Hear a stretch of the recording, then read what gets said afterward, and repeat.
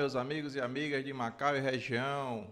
Mais uma vez estamos aqui. Gostaria, antes de tudo, de agradecer a todos vocês que participaram da nossa estreia, que se inscreveram nos nossos canais, no YouTube, no Facebook. Dizer que estamos continuando essa jornada de notícias e de entrevistas para vocês e afirmar mais uma vez, vocês, nossos telespectadores, são essenciais para o crescimento do nosso canal. Muito obrigado a todos que participaram e vamos em frente. Hoje temos aqui na nossa bancada o nosso amigo conhecido como Arapuá, produtor de festas, promotor de eventos, ex-vereador, foi candidato recentemente a deputado estadual.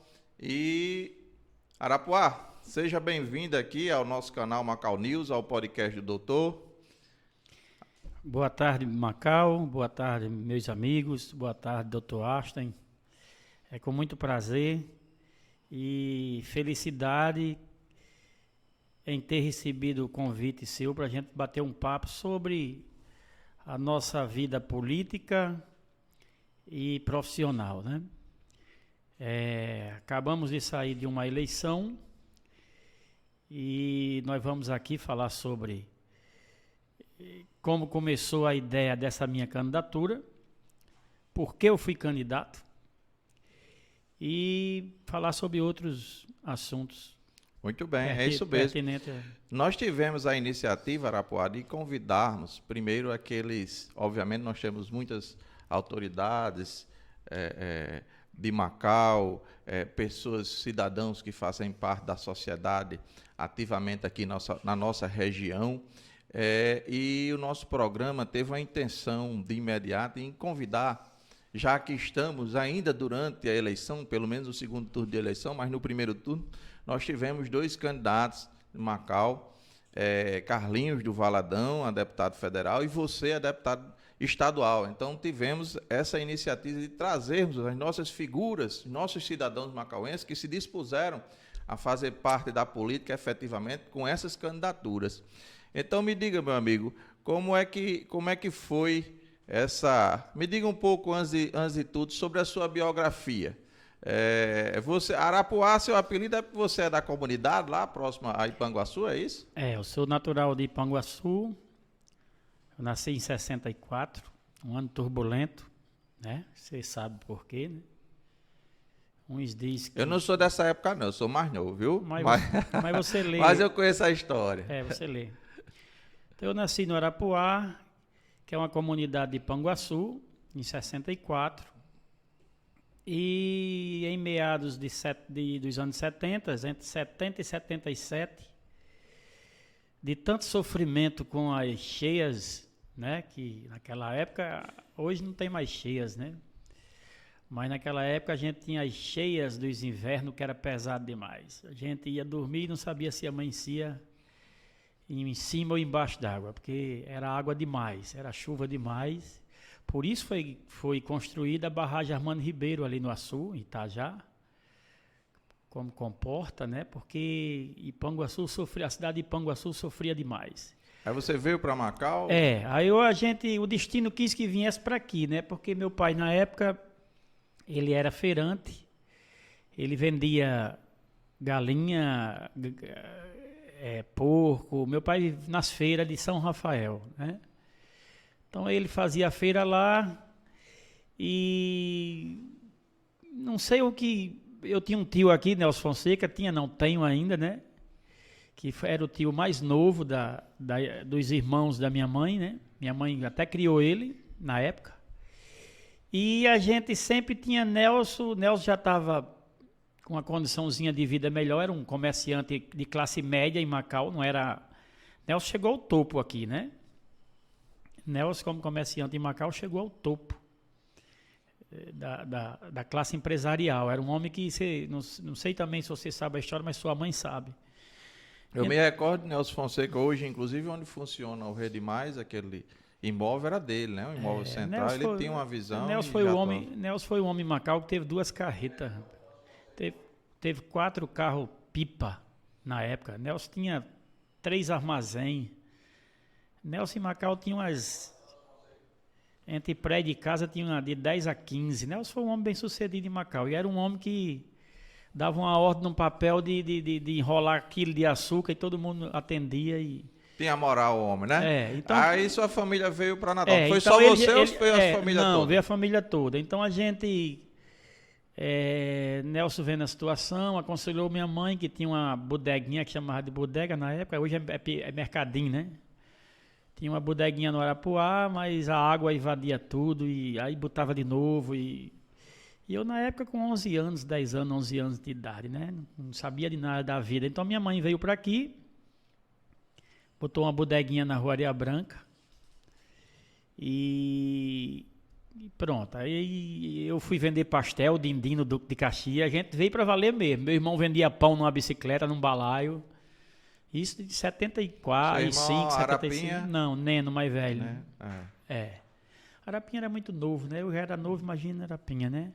Então a gente veio para Macau e corremos atrás da sobrevivência e graças a Deus, depois de 12, 13, 14, 15 anos, eu fui tendo um horizonte das coisas, né? E ajudei muito a minha família, ajudei muito a minha mãe. Com 16 anos, 17 anos, fui eleito presidente, estudava ali fiz o primário, eu vim fazer o primário com 14 anos de idade. Se eu tivesse começado a estudar, para você ter uma ideia, hoje eu tenho um filho que é gerente de um banco, né? Porque eu botei ele para estudar com 5 anos de idade, né?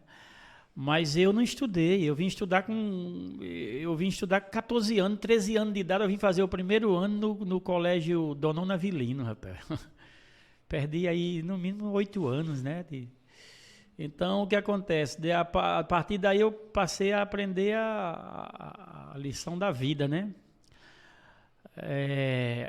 Fiz o primário no Dona Navilino, depois fui fazer o primeiro grau no José Olavo do Vale, onde já despertava algumas coisas a respeito da vida social. Fui eleito lá no José Olavo do Vale, fui vice-presidente de um Grêmio Estudantil, que o presidente era de Gerto, Nazaré Peixoto. Aí você já trilhava os caminhos na adolescência da política, né? Eu era o vice-presidente, mas eu é quem elegia o presidente, né? Então, o que acontece? Daí começou tudo, né? Eu, como presidente, a história de festa até começou porque vivia no Grêmio, eu comecei a organizar umas festinhas no José Olavo do Vale, na época, e a gente oferecia umas festazinhas que tinha uma quadra lá por trás da escola, e ali eu comecei a tomar gosto por festa a partir dali, né? Então, você mesclou a sua vida política com a de promoção de eventos, né? Nessa época, começou a trabalhar com promoção de eventos. E a política eu comecei trabalhando com Concinha Oliveira, mulher de Zé Oliveira, né? Eu trabalhava no SEMAC, que era constituído por Concinha, Elizabeth, Titico, Moisés, Palerma, Edinho, era aquela turma alegre, né? Alegre, muito, muito preparada, muito profissional, né? A gente fez uma ação social e eu cuidava da parte de esporte lá, não sei se você lembra do Vasquinho, de Dedé, da Princesinha. Tinha um campeonatozinho de criança em Macau. Participei. Eu já calcei uma chuteira, um tênisinho para jogar. Pois a minha parte no SEMAC era cuidar daquela parte de esporte, de crianças, né? Aí depois veio a Rua do Lazer com Afonso e outras coisas, e a gente vai tomando gosto, e parecia muito com política a Rua do Lazer, e junto com Concinha e Zé Oliveira, eu era eleitor de Chico de Paula quando comecei a votar, e eu fui me interessando pela política também, né? Porque eu vi que eu era muito danado, assim. Fui pro Clara Tetel e apoiei aquele João Eudes para presidente do Grêmio, ele é gêmeo lá também, eu era ativo mesmo.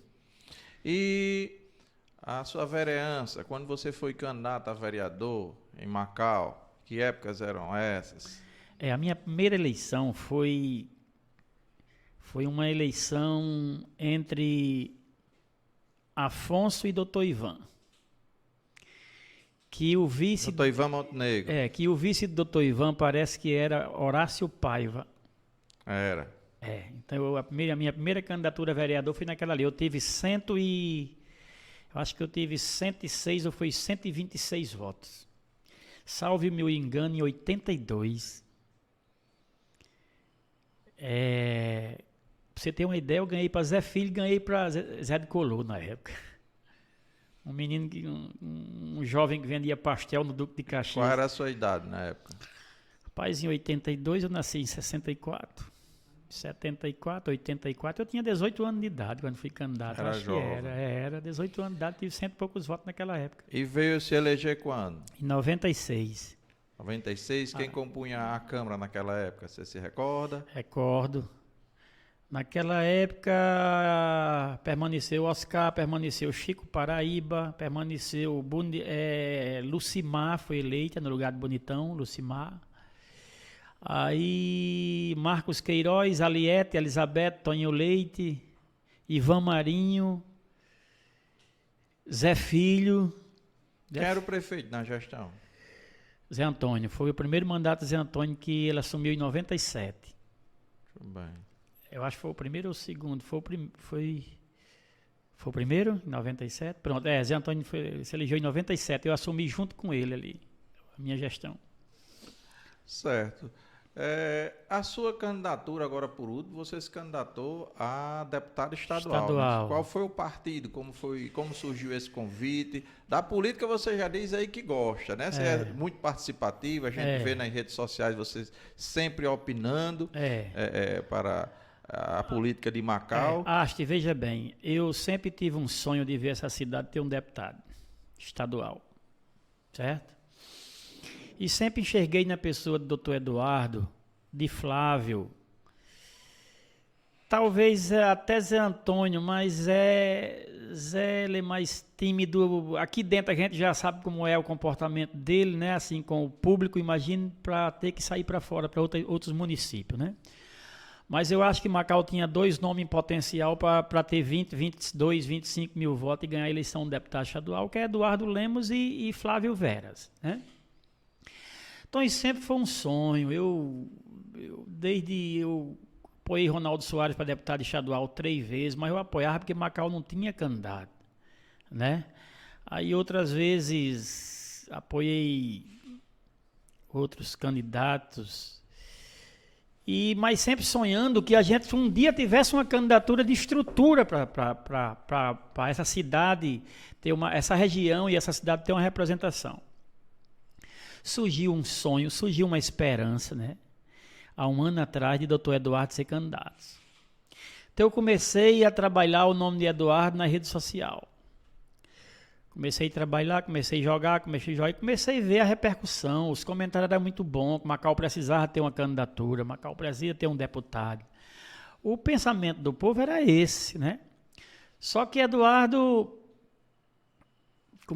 a gente começou a trabalhar há um ano, ele começou a consultar alguns colegas em Natal. Isso foi antes dele se candidatar a prefeito, naquelas eleições de 2004? Foi agora, rapaz, um ano para... Foi de um recente, ano recente, para essa eleição, né? Sim, certo.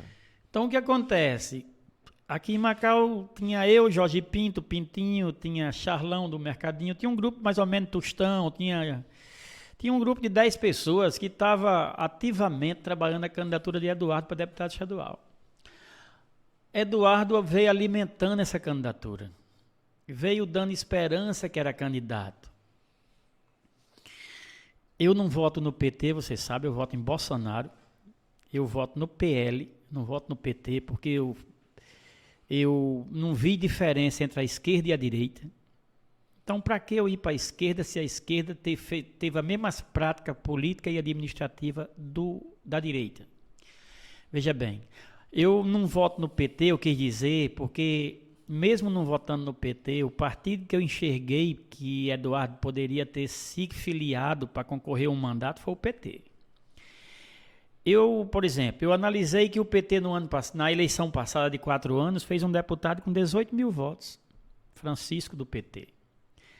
Então, como agora estava com a governadora, eu enxerguei que o PT elegia em torno de 2 a 4 deputados. E lá, como o PT não faz essa campanha de trocar, de comprar voto, que muitos políticos por aí faz, estava do jeito que Eduardo se enquadrava nesse perfil. Porque Eduardo, você pode precisar dele por outras coisas, mas não fala em comprar voto, porque ele não faz essa política. Então era o partido adequado para ele entrar. Né? E era um partido que a governadora estava forte, ajuda o voto do deputado, o voto da governadora, né? Puxa deputado, né? Porque você vota 13 embaixo e 13 em cima. Só que Eduardo me dizia que os médicos não queriam ele no PT. Né, que a classe médica ia ajudar ele em Natal e no estado, né? Veja bem. Então ele vinha alimentando, vinha com essa esperança que seria candidato a deputado e a gente trabalhando na rede social e trabalhando na rua, em Natal, onde chegava, trabalhando em Macau agora, a vez de Macau está chegando, Eduardo é candidato, é um médico, né? Tem estrutura, né? Ele e Flávio tem estrutura, né? Só que de 12 meses vem para 8, vem para 6, e Eduardo ainda sem partido, sem legenda, né? E a gente já forçando ele a fazer algumas coisas que era para fazer, né? A gente aconselhava, participe das festas tradicionais da cidade, começa a vir, participe das festas religiosas, traga o consultório para aqui, pelo menos 2 vezes por mês. A gente, eu vou dizer igual o que dizem comigo com Túlio, não, mas você apoiou Túlio, foi o pior prefeito. Túlio foi o pior prefeito, mas ele teve bons assessores que o aconselhavam, mas ele não recebia os conselhos. Então foi o que aconteceu com Eduardo agora para ser deputado. Eduardo foi se aproximando dos prazos eleitorais, ele tinha que entrar num partido 6 meses antes. E aí ele, como tem uma simpatia muito grande por o partido que ele disputou 2 eleições em Macau para prefeito, que era o PSB 40, ele conversou com o Ricardo Mota, com o Rafael Mota e resolveu entrar do PSB. Veja bem a história, viu? A gente sai já dela e pode pegar. Eu me recordo que nas eleições que ele se candidatou a prefeito de Macau, 2004 e 2008, pelo menos essas últimas 2 eleições, naquele período, era pelo PSB, o número 40. E lá atrás ele também tinha o apoio da governadora Vilma, era amicíssima, a gente via que tinha uma amizade muito próxima, não era só política, né? E você acha que ele deixou o cavalo passar lá porque você acha que seria diferente agora? Se lá atrás ele tinha todo esse suporte da governadora do estado, Vilma de Faria, agora ele seria candidato. É essa ausência de candidatos no município? Mas é diferente, as 2 coisas são totalmente diferentes. Na época que Vilma foi governadora, Vilma tinha no mínimo 15 deputados do lado dela, todos com uma estrutura imensa, tipo Getúlio Rego, tipo Zé Adécio, tipo Gustavo Carvalho. Deputados eleitos. Deputados que tinham 10 estruturas mais do que Eduardo, falando de política a nível de estado, deputado que já vinha 4, 5 mandatos. Só que o que aconteceu? O que eu quero mostrar a você é que ele dentro do PT, ele está dentro de uma legenda que são todos iguais. Ninguém compra voto. O PT, eu não vejo o PT negociando voto. Né? O PT, né? Essa é uma verdade do PT, né? Então mesmo na época de Vilma não ia dar o mandato a Eduardo. Mas o PSB também é um partido de esquerda, né? Teve agora, inclusive, o candidato a senador foi Rafael Mota, não se elegeu, mas do meu ponto de vista foi bem, teve essa dissidência interna dentro do grupo de esquerda aí, entre ele e Carlos Eduardo. Mas tinha uma representatividade de esquerda para ele, talvez um perfil aproximado. Mas eu vou chegar lá. É que o PSB não tinha nominata. Depois que ele entrou, depois que passou a data, o prazo limite para você se filiar, que é de 6 meses, 5 meses e 15 dias você já está lá dentro, não pode mais mudar. Depois desse prazo lá, percebeu-se que o PSB não fez uma nominata, tinha 14 nomes. Terminou com 8, salvo engano. Então ele desistiu da candidatura em decorrência da ausência de nominata para fazer o coeficiente eleitoral? Sim, mas foi um erro dele que eu mostrei, eu e Pimpinho. Se tivesse ido para o PT, não tinha ele tinha concorrido bem, porque o PT em Macau teve 70% dos votos. E aí você resolveu enfrentar. Aí veja bem, aí eu vinha tentando uma candidatura de deputado federal. Porque eu precisava, essa minha candidatura, ela é interessante, eu precisava limpar os papéis. eu precisava ser candidato para mostrar a Macau que eu era um homem limpo com a justiça. Tirava as certidões, é isso? Porque você, para ser candidato, você tem que, né? São 12 certidões, meu amigo. Tudo que é tribunal, tudo que é órgão federal, órgão estadual, você tem que ir lá pegar o nada consta, porque se constar você não passa. Aí você fez eu tive esse saldo, né? Porque, por exemplo, se eu vier a ser candidato, que eu não sei se sou, né? Porque até hoje eu voto no candidato Marco Cabral, apoio Marco Cabral para vereador. Mas se eu bater na loteria, eu sou candidato e Marco vai entender, né? Então a gente não pode dizer que dessa água não beberei. Você provou que tem aptidão, registrou sua candidatura foi deferida e você foi para a rua. Isso. Né? E aí você já está fazendo uma perspectiva aí de futuro, você está habilitado para uma possível vereança, né? Sem querer ofender seu candidato aí, você já fez então deixa eu seu merchandising. Mas aí, vou chegar lá, mas bem, concluir, aí, como é que você avalia com a sua eleição? Você acha que está credenciado para isso? Vou chegar lá de novo, porque eu vou devagar, né? Meu raciocínio não é rápido como o seu, não. Então eu vinha tentando uma candidatura de deputado federal. Só que eu não queria uma candidatura para aventura, um partido tipo o Podemos, tipo o Patriota, que é só candidato sem expressão, como a minha candidatura, né? Mas o que acontece? Eu estava tentando ali um PL, um DEM, né? Que hoje é o União Brasil, né? Um PMDB. Eu estava tentando uma vaga de deputado federal numa legenda grande, de estrutura, né? Por quê? Porque eu ia me comportar como candidato do Vale do Açu para deputado federal, que não tinha ninguém, né? Então eu comecei a namorar essa candidatura federal e acompanhando o comportamento de Eduardo, né? Só que eu não estava conseguindo legenda para federal. E eu fui honesto com o Eduardo, eu disse a ele dentro do carro dele, estou tentando sair candidato para deputado federal, sou candidato. Vou votar em você para estadual e sairei para deputado federal. Só que o PL, com razão, e o Partido Zé Agripino também, a União Brasil, e o PMDB, que eu pesquisei também, uma vaga para federal, com razão essas legendas disseram, se não surgir nome com mais estrutura, com mais expressão do que você, a gente lhe dá a vaga. Mas você sabe que para a gente fazer 2 deputados federal é preciso ter 300 mil votos, né? Então a gente tem que pegar pessoas de 10, de 15, de 20, de 30 mil. Agora, se não aparecer de 10, a gente tem que botar um de 8. Se não aparecer de 8, vai botar um de 5. Né? Então, o tempo foi passando, foi chegando os prazos e eu não consegui uma vaga para disputar deputado federal, pelo PL, né?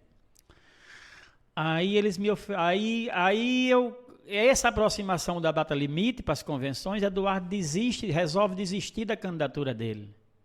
Porque Eduardo, 2 vezes que veio em Macau, 2 encontros que fez, nenhum dos encontros levou o nome de lançamento da minha candidatura. Teve um no Porto do Iama que Eduardo botou, sabe o quê? Um ato de filiação, faltando 7 dias, 9 dias para as convenções. Eduardo reuniu os amigos dele no Porto de Iama e não chamou o ato de lançamento da minha candidatura. Da pré-candidatura, né? Quer dizer, estava uma coisa muito estranha, né? Então, a partir daí, eu comecei a sentir que ele não seria. Eu digo, rapaz, se ele não sair, eu vou disputar deputado estadual. Aí conversei com o PFL, fiquei de stand-by. Quando ele resolveu em 5 dias dizer que não era candidato, eu perguntei ao partido se ainda tinha vaga, o partido disse que tinha. Eu disse, pode botar meu nome que eu vou disputar. O candidato que ia ter em Macau desistiu. Pronto, eu fiquei assegurado no PL para disputar a eleição de deputado estadual. E aí, na sua visão, como é que foi essa eleição? Sua votação, você se considerou habilitado para os seus projetos políticos? Faça uma análise geral, né? Porque outro dia eu estava conversando contigo, você disse que houve uma polarização, Carlinhos veio aqui, Carlinhos Valadão disse a mesma coisa. Será que vocês estão enxergando, tem uma visão realmente concatenada dessa eleição? Veja bem, a princípio eu esperava que a minha campanha por parte do partido fosse diferente. Por exemplo, eu participei de 3 reuniões do PL onde o presidente e a mesa diretora do diretório, os integrantes do diretório do partido diziam que a gente ia ter direito a fundo partidário. O que foi que eu imaginei? Eu imaginava, numa dessas reuniões, o pessoal do PL jogou para a gente, os pré-candidatos, que eram 25 candidatos que estavam nessa reunião, jogou para a gente a seguinte questão: olha, a gente hoje é PL, mas antes a gente era PSL, né? Partido Social Liberal, PSL, né? Que era foi o que elegeu o Bolsonaro. Então, o que foi que o capitão Girão disse? Vocês lembram que na eleição de prefeito veio 100 mil reais para o partido e a gente dividiu para todo mundo por partes iguais. Salvo engano, deu 7 mil para cada pessoa, parece, na época. O que acontece? Eu estava com a esperança de receber... O que foi que eu vi? Eu estou no partido do presidente da República, eu estou no partido do senador Rogério Marinho, estou no partido do deputado João Maia, estou no partido mais poderoso hoje do país. Então, a verba partidária, o fundo partidário, deve vir bem para o PL do Rio Grande do Norte, né? Eu comecei a esperar o seguinte, que viesse entre 30 e 50 mil reais o fundo partidário. Eu abri 3 contas eleitorais. Abri uma que era para doações, outros recursos, chamado de outros recursos, que é a de doações, e 2 do fundo partidário, né? Uma do fundo eleitoral e outra do fundo partidário. Recebia dessas 2 contas, 3 com a de doações. Então eu esperava fazer uma campanha grande em Macau e na região, no Vale do Açu inteiro. Por quê?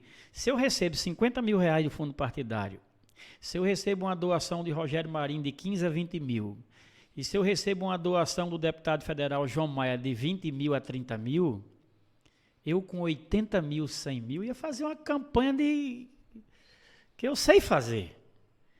Agora, não recebi um centavo do partido, já fechei as 3 contas, encerrei para fazer minha prestação de conta, mandei até os extratos para a Justiça Eleitoral, provando que não entrou nada, entrou 0.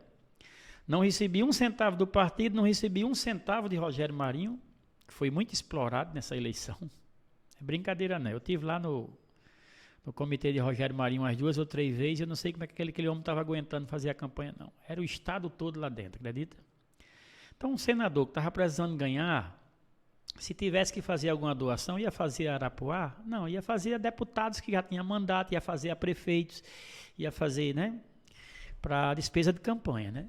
Então eu não recebi nada do senador, de Rogério, que era do meu partido, não recebi nada do partido, e João Maia eu recebi a doação do advogado de campanha, do contador e umas propagandas, adesivo e santinho. Foi o que eu recebi. Você foi com a cara e a coragem. Com a cara e a coragem.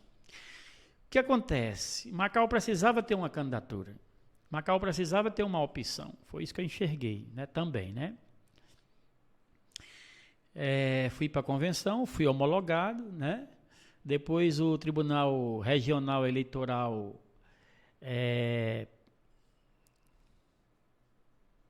aprovou a minha candidatura, né? E eu fui para a rua. Eu parei, eu não fiz os 45 dias de campanha porque eu passei uns 20 dias parado esperando o recurso de campanha. O fundo partidário tão prometido, que foi uma das leis mais vagabundas, eu digo aqui a você, pode ter certeza, foi uma das leis mais vagabundas que esse país criou, esse fundo partidário.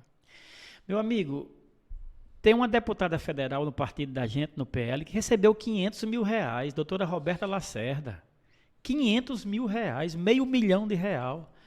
Você imagina se eu recebo 500 mil reais a campanha que eu não fazia. Quer dizer... Existem cotas hoje, né, para a participação feminina, tem uma certa vantagem. Mas não ela recebeu 500 mil porque ela é federal, deputada federal. Porque o PL distribuiu o dinheiro todo nos deputados federal para poder voltar a ter uma bancada maior e, de novo, daqui a 4 anos, ter uma participação maior do fundo eleitoral. Então, tudo que veio, eles distribuíram para os deputados federal. Os deputados estadual foi só reclamação, não recebeu nada. E aí a eleição de Macau, como você enxergou nesse contexto de deputado? Você concorreu, tiveram aí os candidatos do prefeito, os candidatos das lideranças políticas, quem você achou que foi bem, quem você achou que não atingiu as metas esperadas? Qual é a sua análise da eleição trazendo justamente para as lideranças macauenses? Veja bem. Eu vou chegar lá de novo, é rápido. Eu esperava o voto de protesto em meu nome, no nome de Carlinhos, em Macau. Era natural o eleitor dizer 3, 4 meses antes, 6 meses antes, que ia protestar essa eleição que estava vindo aí, ia protestar. Certo? Só que o que acontece? Os eleitores tinha eleitor que dizia, se eu não receber nada, eu voto em você. Né? Se eu não receber nada, eu voto em você e voto em Carlinhos. Eu acho que receberam. Não sei quanto, nem de quem. Mas se não recebesse, votava em mim. E não votaram, então não entendi o que aconteceu, né? Então o que acontece, Einstein, eu apostava ter 500 votos em Macau. De 22 mil eleitores, né? Só que houve uma polarização tão grande de Flávio com Zé Antônio, que Zé Antônio hoje é o prefeito da cidade, né? É o líder de um bloco, né? É o nosso gestor. E Flávio já foi prefeito 8 anos, faz política há quase 20 anos. É inegável dizer que foi um dos melhores prefeitos que Macau tem, depois de Zé Oliveira, porque o povo diz que Flávio foi o melhor prefeito de Macau, mas a gente tem que fazer a comparação de um prefeito que governa bem sem dinheiro, com pouco de recurso, e um prefeito que teve dinheiro jorrando, né? Então, o que acontece? Mas Flávio, de qualquer forma, foi um bom prefeito, né? Teve o lado negativo da gestão dele e teve o lado positivo. Então, meu amigo, a polarização me atrapalhou muito. Me atrapalhou. Porque Flávio trabalhando para ele tinha no mínimo 120 cabos eleitoral trabalhando para ele. Zé Antônio tinha a máquina da prefeitura na mão. Zé Antônio tem 700 empregos, 300 e poucos comissionados, 300 e poucos contratos. Não é brincadeira não. E eu com carro de som, com Fiat, com 4 fones, 4 cornetas e 4 tweets, e um motoristazinho trabalhando comigo, mostrando ao povo que eu seria uma opção, que Macau precisava ter uma representação.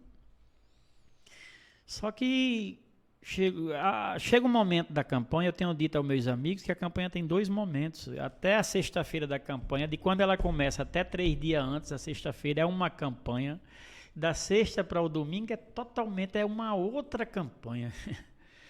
Macau transformou numa festa, num mercado, meu amigo, num negócio assim, com uma coisa impressionante. Tinha fiscalização? Nenhuma. Macau precisa... Antigamente a gente via o exército nas ruas, né? Tinha fiscalização mais efetiva do TRE, do TSE. Parece que o TSE só estava preocupado com a eleição federal, com fake news, né? Macau ficou... Amigo, não tinha como... Aliás, o Estado e os municípios, a gente não se viu fiscalização efetiva como nas outras eleições. Né? Não tinha como eu ter voto, meu amigo. O que aconteceu em Macau não tinha como eu ter voto. Tinha eleitor que dizia que estava comigo. Tinha eleitor que fazia discurso para mim, dizendo que estava comigo, porque estava comigo. Aí mudou de ideia quando me via na fila da votação, parecia que nunca me conheceu, meu amigo. Brincadeira não, o negócio foi pesado. Pesado, Macau sabe como é que foi. Tem gente que acha que é porque a gente não tem voto. Como é que tem o voto? Como é que eu tenho voto sem dar um centavo numa eleição dessa? Diga a ninguém. Só pedindo por ser filho da cidade. A necessidade das pessoas é muito grande. Tem uma pessoa que se alimentou comigo mais de um mês dizendo que votava em mim e quando chegou na semana veio pedir o carburador de uma moto. Quer dizer, o cara ia votar em mim por ser da cidade, mas quando se aproximou a eleição veio pedir o carburador de uma moto. E eu não tinha como... Acho que o eleitor está muito venal, essas eleições estaduais, essa troca de interesses, você acha que é mais culpa do político ou culpa do eleitor? Como é que Rapaz, a gente muda isso? É a história do ovo e a galinha, a gente não sabe quem é o culpado. Quem veio primeiro, né? Porque o deputado, depois que ganha, ele vai embora e não pisa mais aqui, não dá uma palavra por a cidade, então o eleitor diz, então nele eu só voto se for assim. E o deputado, aí depois o deputado diz o quê? Não, eu não tenho que ver lá não, porque eu para arranjar o voto tive que fazer tal. Deu a compensação financeira, não tem mais como ser cobrado, né? É complicado demais. Mas assim, a sua pergunta, resumindo, acho, quem foi o vencedor, quem saiu bem, quem não saiu. Tem hora que eu penso que o vencedor da campanha foi o prefeito. O político mais popular de Macau é Flávio, mas para você ver como o eleitor do Macau é diferente. Pelo que Flávio fez por essa cidade, Flávio, para ter 2.000 votos, para dar 2.000 votos a um candidato dele, meu amigo, é um sofrimento, viu? Se ele não fizer aquela prática que subentende que ele faz, né? Ele não dá voto. Ele não dá voto. Essa decepção que eu tive, quem ia ter era o doutor Eduardo Lemos. O doutor Eduardo Lemos não ia ter 1.000 votos em Macau. Um médico que passa 4 anos dando assistência, ajudando as pessoas. Eduardo não ia ter 1.000 votos em Macau. Eu acho que Eduardo fez uma pesquisa e pela pesquisa foi uma decepção, deve ter sido, porque o eleitor de Macau precisa mudar. Eu não sei quando é que a gente vai mudar a cultura eleitoral dessa cidade. Depois que Flávio chegou em Macau, aí você me permite dizer. Depois que Flávio chegou em Macau, meu amigo, não se faz mais campanha livre. Não se tem mais o voto livre. Não se tem, a verdade é essa. Não se tem. Não é só Flávio, tem Flávio e mais 2. Mas você não consegue ter o voto livre. Essa situação, Flávio indicou o vice-prefeito, o atual vice-prefeito, Rodrigo Aladim, pelo menos é o que se diz nas rodas de conversa, nos conchavos políticos de outrora para a eleição, né? Rodrigo Aladim queria ser candidato a prefeito, mas acabou que ele vem desse grupo de Flávio Veras, né? Chegou a Macau através de Flávio, mas nessa eleição Flávio votou por candidatos independentes. Você avalia isso como existe ainda uma possível ruptura, ou existe a independência de Flávio ainda como eleição? Será que ele pensou numa perspectiva com relação ao Rodrigo ou com relação ao prefeito? Com relação ao prefeito, que eu digo, como houve essa aliança política para as últimas eleições, se supõe que Flávio esteja inserido, pelo menos politicamente, nesse grupo. Mas agora, nessa eleição municipal, ele votou em candidatos diferentes. Inclusive, o que se tem, essa polarização que você diz aqui, se tem em Macau como se fosse uma disputa, os candidatos federais de um e de outro, né? Principalmente que Flávio focou no federal dele, votou no estadual. Mas teve essa disputa aí. É porque Flávio você subentende isso o quê? Era ele se credenciando para uma eleição? O que é que você acha? Sim, disso? concordo. Se credenciando e querendo mostrar. Flávio usou essa eleição para mostrar a Zé Antônio que quem elegeu ele, foi Flávio. Eu enxergo essa ótica. Só que, Einstein, como eu estava dizendo a você, para mim, o grande vencedor dessa eleição vai ser Zé Antônio. Eu não digo que foi ainda, porque falta a campanha de presidente. Mas se Bolsonaro ganhar a eleição, Zé Antônio é o maior eleitor que tem em Macau, é o prefeito, né? Falando institucionalmente, né? Mandato, né? Então, Zé Antônio, se Bolsonaro ganhar a eleição, o Zé Antônio elegeu o presidente, elegeu o senador, elegeu o deputado federal, elegeu o deputado estadual. É verdade. É verdade. Então, o que acontece? Paulinho Freire, que foi o candidato, acho que candidato federal dele, já está cotado até para ser candidato a prefeito de Natal, né? Então, o que é que eu vejo? Para você ver como Macau é interessante, o eleitor de Macau é interessante. A gente pode achar Flávio uma grande liderança política, mas de 22.000 votos que Macau tem, só 2.000 votou nos candidatos de Flávio. 20.000 macauenses não votou nos candidatos de Flávio. E do Zé Antônio? A gente pode achar Zé Antônio um grande político, ganhou com 9.000 votos para Raimundo da Casa de Saúde. Mas de 22.500 votos que Macau tem, só 2.200 votou nos candidatos dele, e ele tendo 700 empregos, né? Para pedir o voto, né? E Raimundo da Casa de Saúde, que foi, desculpe lhe interromper, você faz o seu desfecho, mas você acabou citando ele aí, porque foi candidato a prefeito na última eleição e ficou em segundo colocado com 5.000 votos também, né? Aí se fala muito dessa polarização que acabou acontecendo com o Zé Antônio Menezes. Que atrapalhou Raimundo também. E Flávio Veras. Qual foi a repercussão disso na conjuntura política, nos apoios políticos de Raimundo? Não, eu ouvi algumas pessoas dizer que voto para ser vereador Raimundo tem, mas para prefeito ele já está em terceiro plano. A eleição em Macau está polarizada. Flávio tem a política no sangue, Flávio é apaixonado por política. Flávio, aonde está tomando uma cervejinha, está fazendo política. E às vezes não é nem porque ele quer, porque o eleitor gosta dele e cobra dele essas ações políticas, essas atitudes. E ele é muito social, muito prestativo, muito assistente. Então o que acontece? A eleição hoje, para você ver como a política muda, né? As pessoas às vezes, não, mas daqui a 2 anos vai ser assim. Homem, a gente tem que torcer para estar vivo lá, porque muda demais.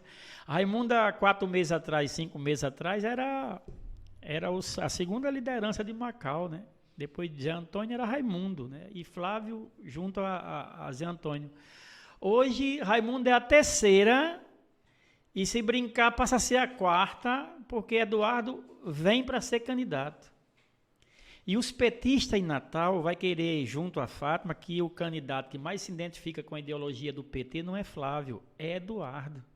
Os comunistas e socialistas em Natal vai depender que o candidato de Fátima em Macau seja Eduardo e não Flávio. Não sei Flávio está nas ruas aí, fazendo campanha, inclusive segundo turno para Lula, né? Votou com a governadora, fez uma campanha acirrada. Mas você está me dizendo que a bola da vez, a opção será Eduardo, por causa dessa ideologia, dessa proximidade? Eu acho que Eduardo é candidatíssimo a prefeito.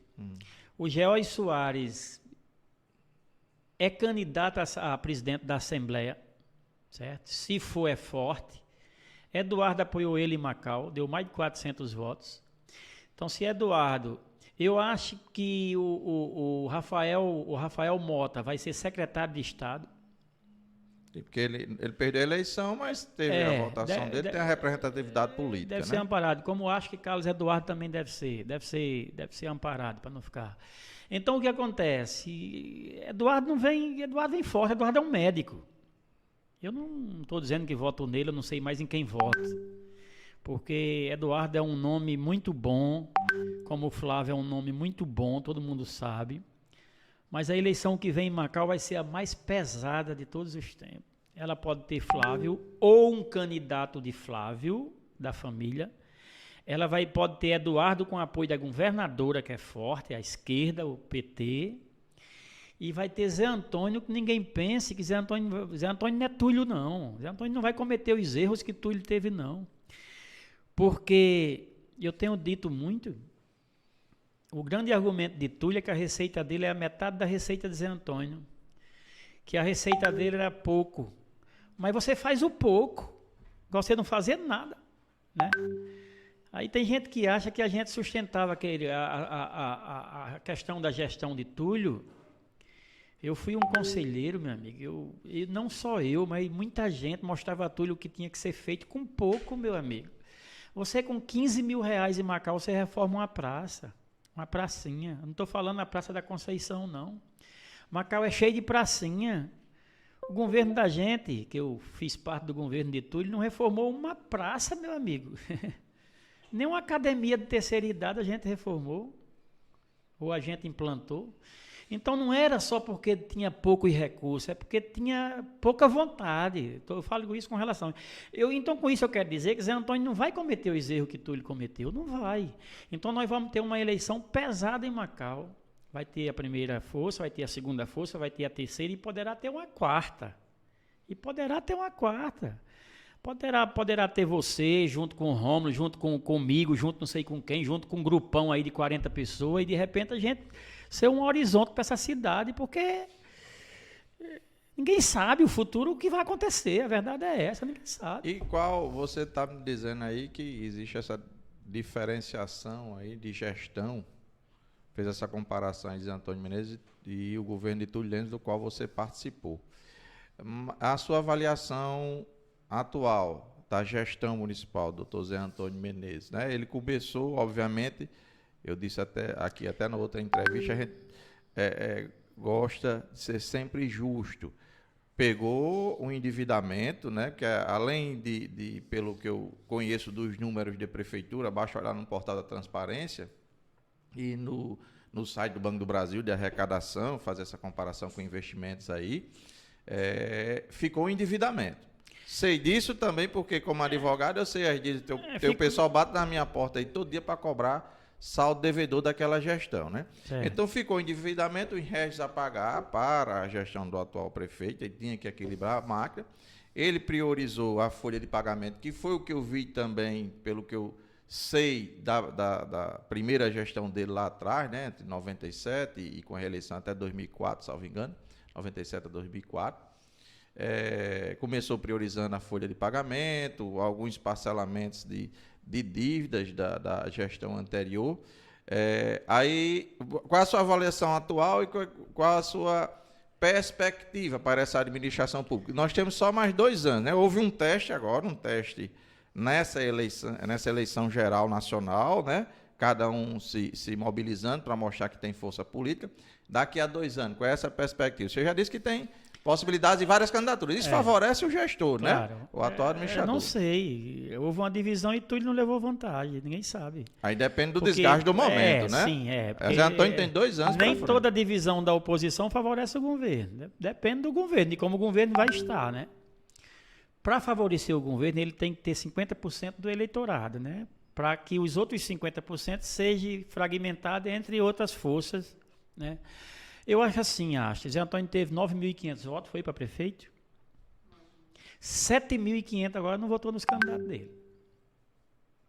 Mas eu não vejo, para você ver Macau como é interessante. O eleitor do Macau parece que ele faz assim, ele lhe elege, vai lá e bota você.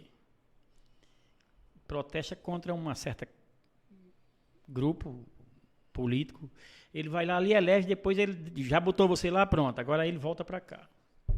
Fica à distância acompanhando sua gestão. E o governo de Zé Antônio, ele não está mal, não. Ele não está bem ainda. Não está bem. Porque Zé Antônio, ele é preparado.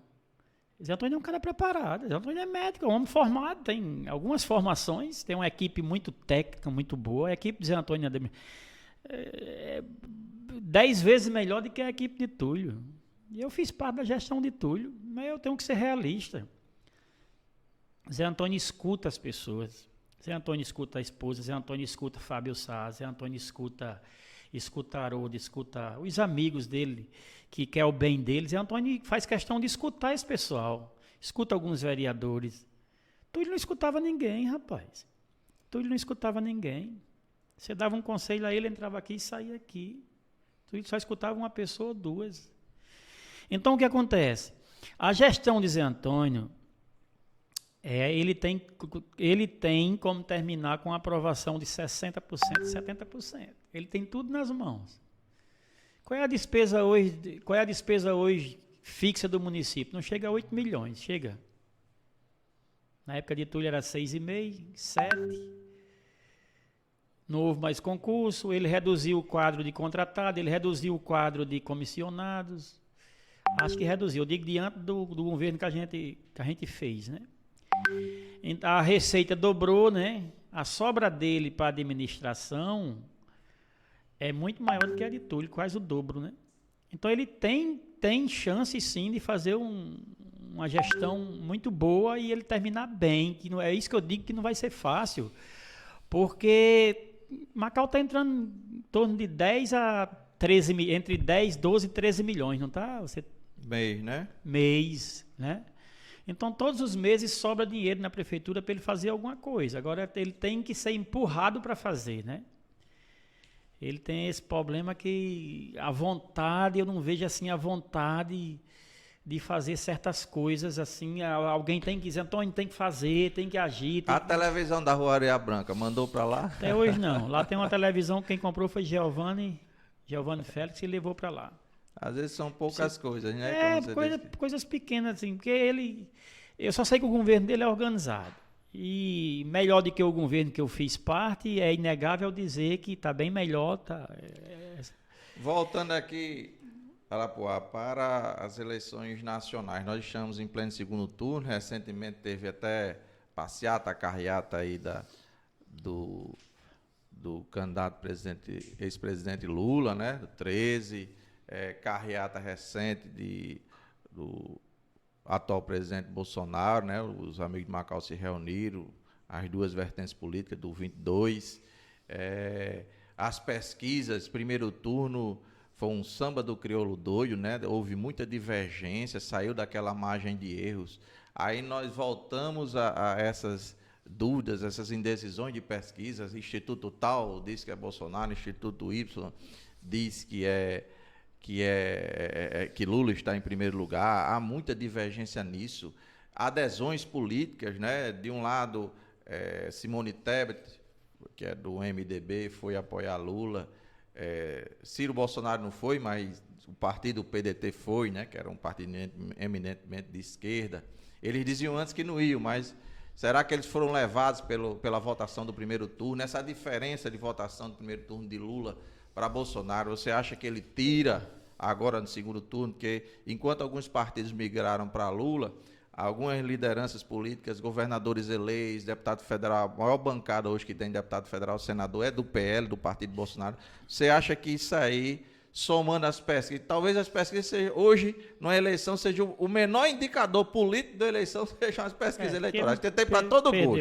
Mas, nessa conjuntura geral, o que é que você acha aí do segundo turno, que já está na iminência de votação, né? Rapaz, já teve pesquisas comprovadas que o voto de Ciro Gomes não foi para Lula. O voto de Ciro, não é o voto do PDT. O PDT tem uma sacola de votos só. Quem tem voto lá é Ciro, o voto é de Ciro. E já foi comprovado em pesquisa que o voto de Ciro não foi para Lula. 70% foi para Bolsonaro. E o voto de Simone Tebet, parece mentira, mas está entre os indecisos ainda. Eu tenho acompanhado, tenho visto muita CNN, tenho visto a Globo News, mas o jogo já foi virado.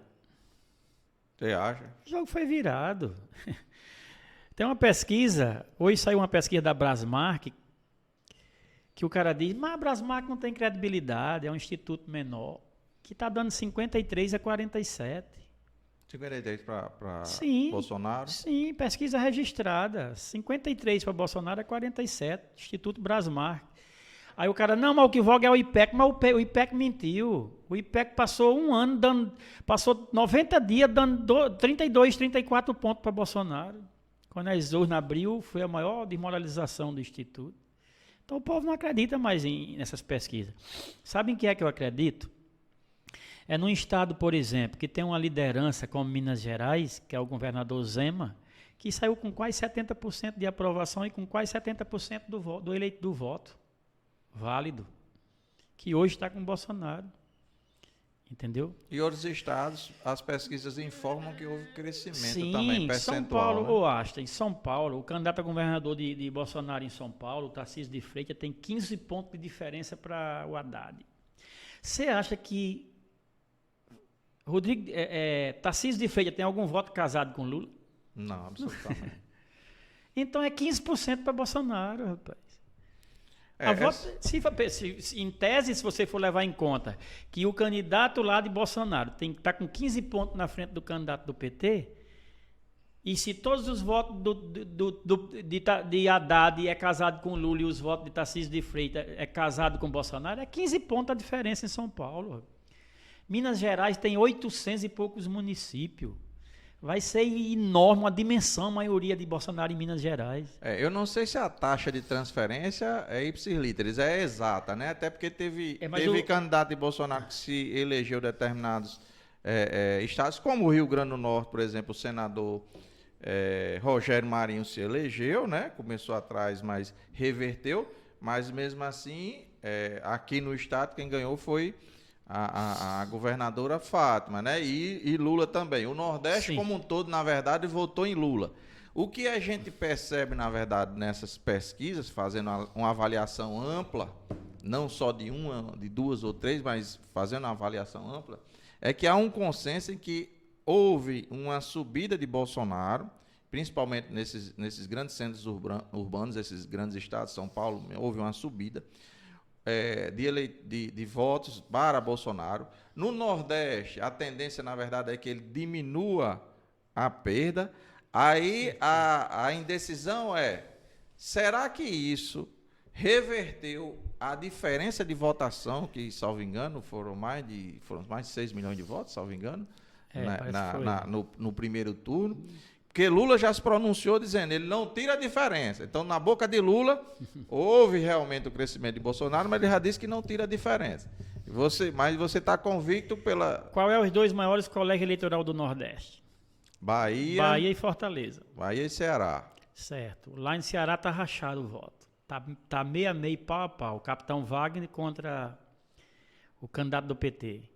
E na Bahia, o voto de Antônio Carlos Magalhães vai ser casado com Bolsonaro. Nem ele está apoiando Bolsonaro, nem Bolsonaro está apoiando ele,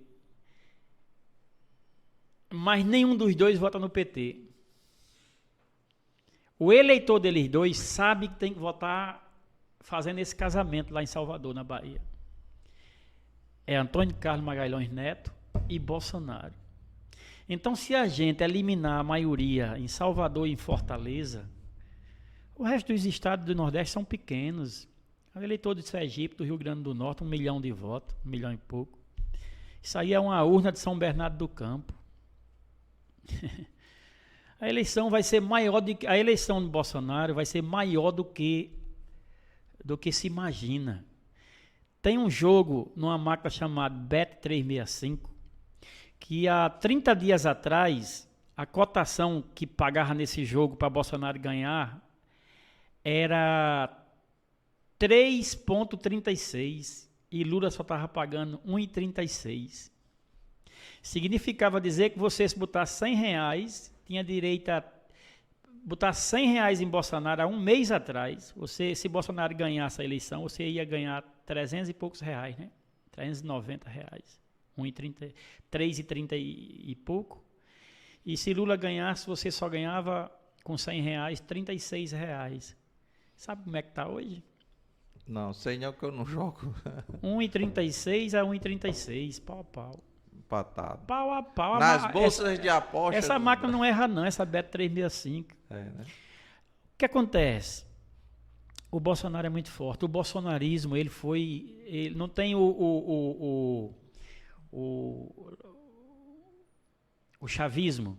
Sim. Foi criado o chavismo na Venezuela. Sim. O bolsonarismo que os ministros do STF queiram ou não, o bolsonarismo foi implantado no Brasil. O próprio Lula falou isso esses dias, né? Ele disse que pode até vencer a eleição para Bolsonaro, mas o bolsonarismo está estabelecido. Está estabelecido porque as pessoas não são idiotas, as pessoas vê uma sinceridade no que o presidente fala, rapaz.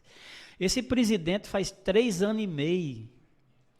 Esse presidente faz 3 anos e meio que está sendo perseguido pela Rede Globo. Meu amigo, a Rede Globo, a CNN, a Globo News, o Jornal Nacional, foi 4 anos só notícia mal contra o governo. E o eleitor não percebe que tem alguma coisa errada entre a Globo e o presidente. E o que é que está errado? Que essa televisão só bate no cara, só diz que o cara fez coisa errada, que não fez uma coisa certa. Segundo consta, estancou os patrocínios do governo federal para as grandes mídias, mas o eleitor não consegue fazer esse raciocínio, tem alguma coisa errada. O nosso presidente contrariou muito interesse por aí. Os artistas da Globo, para quem não sabe, eram pessoa jurídica para receber dinheiro da Lei Rouanet. Fazia os projetos dentro da Globo, do Projac, abria o CNPJ e passava a ter benefícios da Lei Rouanet. A turma do Fica em Casa, né? A turma do Fica em Casa. Tudo isso foi cortado. Tudo isso foi cortado, meu amigo. Nós temos um governo, Einstein, que foi presidente numa época de guerra e de pandemia. E o cara conseguiu se sair por cima, fez uma boa gestão. Uma má gestão é que ele não fez. Só a esquerda que enxerga que Bolsonaro é um homem mau, mas... Então, o que acontece? Contra a Rede Globo, contra fake news, contra a perseguição do STF. Porque eu tenho dito, eu às vezes ficava com vontade de dizer as coisas, a gente não consegue porque não tem aproximação, mas o nosso sistema tem que deixar de bater em STF. Tem que citar ministro e não o STF. A gente precisa do STF. A instituição STF é importante demais para a nossa democracia. Agora, que tem um ministro ou outro que não gosta de Bolsonaro e a gente não sabe por quê, não entende por quê, tem, né? A pessoa de ministro fulano de tal, ministro tal, não gosta do Bolsonaro e perseguir. Você está com medo de falar que pode ser preso, né? O Brasil chegou a esse ponto. Se falar, pode ser preso. A gente teme, né? Porque as pessoas de influência, imagina a gente, né? A gente tem cautela para falar, mas o eleitor, ele percebeu isso, né? O eleitor percebe, não adianta a Rede Globo todo dia. Está aí esse caso de Roberto Jefferson. O que é que Bolsonaro tem a ver com Roberto Jefferson? Porque votava com Bolsonaro, porque o cara votava em Bolsonaro. Aí estão associando ao presidente, né?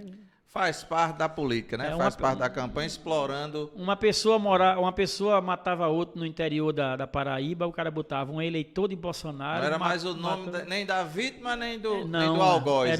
Ou é bolsonarista ou é lulista. Mas tudo se dividiu, tudo se resumiu à eleição, ultimamente. Na minha rede social, para concluir aqui, que você vai.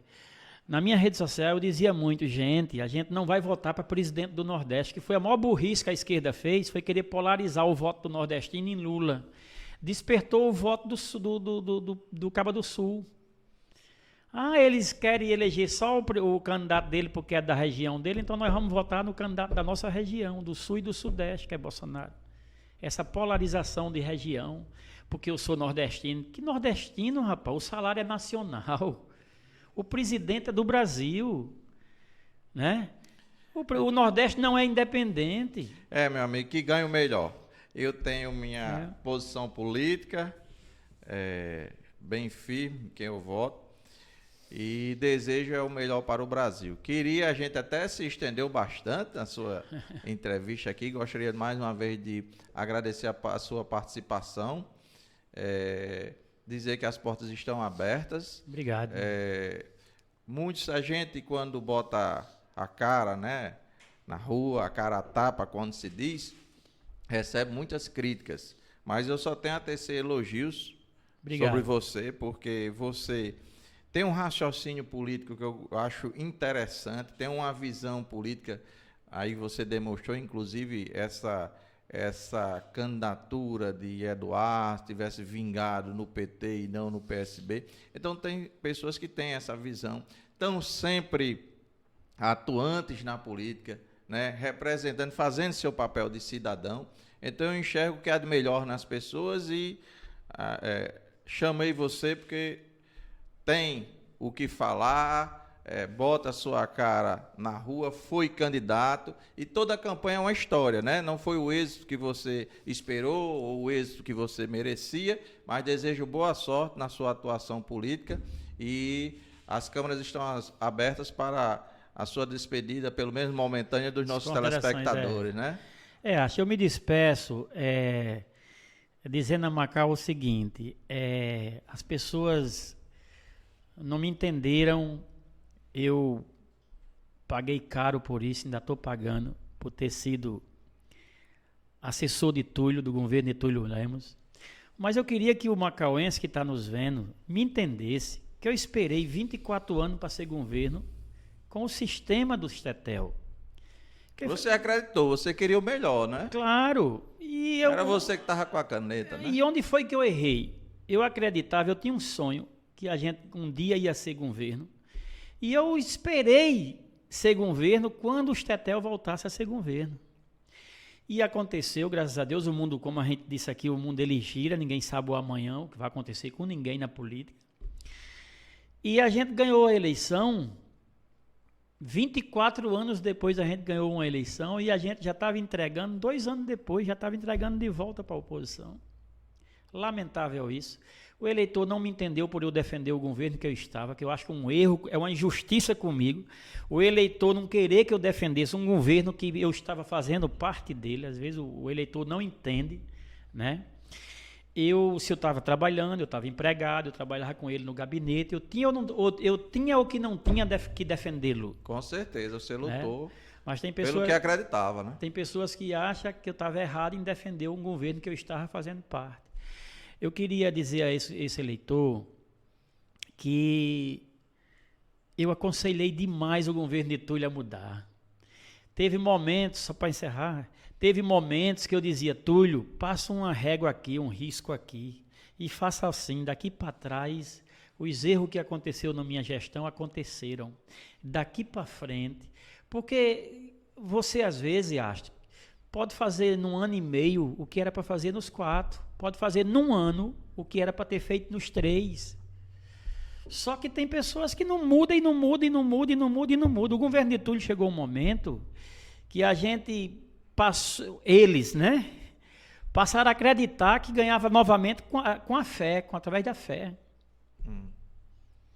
Que é um absurdo isso, se pegar com a fé para ganhar uma eleição, né? Era reza toda hora, e eu dizia, a gente está rezando aqui, mas eles estão rezando lá também, né? Deus é para todos, né? Deus é para todos, quer dizer, você não trabalha e depois espera que Deus lhe dê outro mandato, né? Não estou falando dele, não estou falando até porque eu fiz parte da gestão. Agradeço a ele ter feito parte da gestão dele, porque foi dos poucos que me deu oportunidade. É a sua análise política administrativa. Claro, e só análise política administrativa, porque para concluir rapidinho, a gente falava aqui umas 10 horas. Para você ter uma ideia, eu aconselhei a ele, quando ele foi reformar o mercado, o conselho que eu dei era ele começar a reforma por fora. Por que por fora? Porque eu estava vendo que o tempo não ia dar para fazer fora e dentro. Então comece fora. Se der tempo, você faz lá dentro. Se não der, mas quem vai passando por fora vai vendo que o mercado está tendo uma reforma, né? Eu dei muito conselho. Túlio, vamos cobrir esse calçadão Zé Ribeiro, que é onde trafega 24 horas pessoas ali, né? Você imagine os comerciantes do calçadão José Ribeiro na sombra, o fluxo de pessoas ia melhorar, ia aumentar as vendas, né?